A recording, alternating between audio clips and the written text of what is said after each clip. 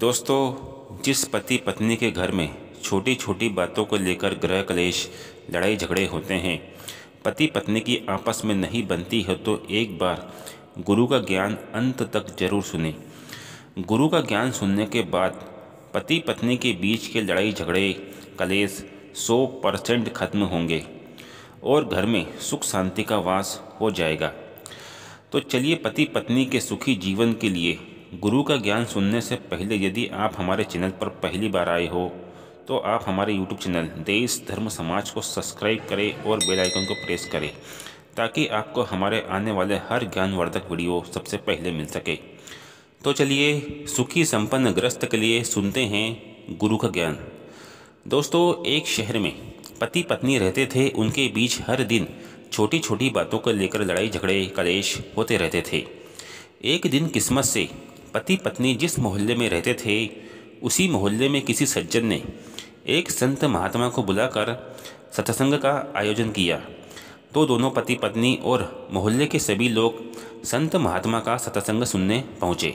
सत्संग सुनने के बाद सभी लोग संत को अपनी अपनी समस्या, दुख, परेशानी से मुक्ति पाने का हल पूछने लगे। तो संत ने सभी की बातें सुनी और सभी को समस्या, परेशानी से मुक्ति पाने का समाधान बताया। अंत में दोनों पति पत्नी ने भी संत को अपनी अपनी समस्या बताई। पति ने कहा, मेरी पत्नी मुझसे हर दिन बिना वजह झगड़ा करती है। पत्नी ने भी संत को यही समस्या बताई कि मेरे पति मुझसे हर दिन बिना वजह झगड़ा करते हैं। संत ने दोनों की परेशानी ध्यान से सुनी और संत हंसने लगे। संत को हंसता हुआ देख पति पत्नी को संत का व्यवहार अजीब लगा। दोनों पति पत्नी ने संत से पूछा, आप कैसे संत हो? हम दोनों की समस्या का समाधान करने के बजाय आप हम दोनों पर हंस रहे हो। तो संत ने पति पत्नी से कहा, मुझे हंसी इसलिए आ रही है, जिस समस्या का समाधान तुम दोनों मुझसे पूछ रहे हो, दरअसल उस समस्या का हल मेरे पास नहीं, बल्कि तुम्हारी समस्या का समाधान तुम दोनों के पास ही है। तो पति पत्नी ने संत से पूछा, हमारी परेशानी का हल हमारे पास है, वो कैसे? तो संत ने कहा, मैं बहुत थक गया हूँ, तुम दोनों मेरे साथ मेरे घर चलो, थोड़ा नाश्ता पानी करो, फिर मैं तुम दोनों के प्रश्न का उत्तर देता हूँ। दोनों पति पत्नी संत के घर पहुँचे। संत ने दोनों को अपने घर के आंगन में बिठाया। फिर संत ने अपनी पत्नी को घर से बाहर बुलाया और कहा, आंगन की सभी लाइटें चालू कर दो। तो दोनों पति पत्नी को लगा अब संत की पत्नी संत पर गुस्सा करेंगी कि आप दिन के समय बिना वजह लाइटें क्यों चालू करवा रहे हो, लेकिन ऐसा नहीं हुआ। फिर संत ने अपनी पत्नी को कहा, मेहमानों के लिए कुछ मीठा नाश्ता ले आओ। तो संत की पत्नी तीखा नाश्ता ले आई। तो मेहमान पति पत्नी को लगा अब तो संत अपनी पत्नी पर गुस्सा करेंगे कि तुम मीठे की जगह तीखा नाश्ता क्यों ले आई। लेकिन इस बार भी ऐसा नहीं हुआ, बल्कि संत ने अपनी पत्नी से कहा, नाश्ता तीखा है लेकिन बहुत ही स्वादिष्ट है, जाओ मेहमानों के लिए पानी ले आओ। यह सब देख मेहमान पति पत्नी को बड़ा अचंभा हुआ।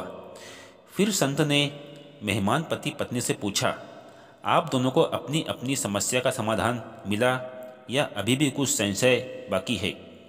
तो दोनों पति पत्नी ने कहा, हमें कुछ समझ नहीं आ रहा है, ये सब क्या हो रहा है? तो संत ने कहा, मैंने जब अपनी पत्नी से दिन के समय लाइटें चालू करने के लिए कहा था, तो वो मुझसे विवाद कर सकती थी कि तुम पागल हो गए हो, दिन के समय लाइटें क्यों चालू करवा रहे हो। लेकिन मेरी पत्नी ने ऐसा नहीं किया। उसने सोचा होगा ऐसा करने के पीछे कुछ वजह होगी।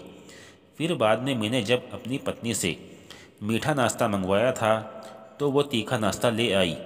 तो इस बात को लेकर मैं भी उससे विवाद कर सकता था, लेकिन मैंने सोचा शायद घर में मीठा नाश्ता नहीं होगा, इसलिए वो तीखा नाश्ता ले आई।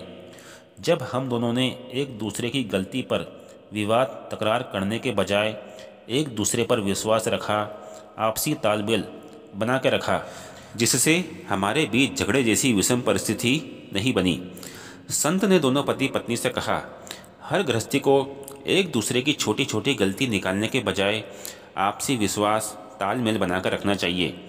पति से गलती हो तो पत्नी को संभाल लेना चाहिए, पत्नी से गलती हो तो पति को संभाल लेना चाहिए, क्योंकि यही सुखी संपन्न गृहस्थियों का मूल मंत्र है।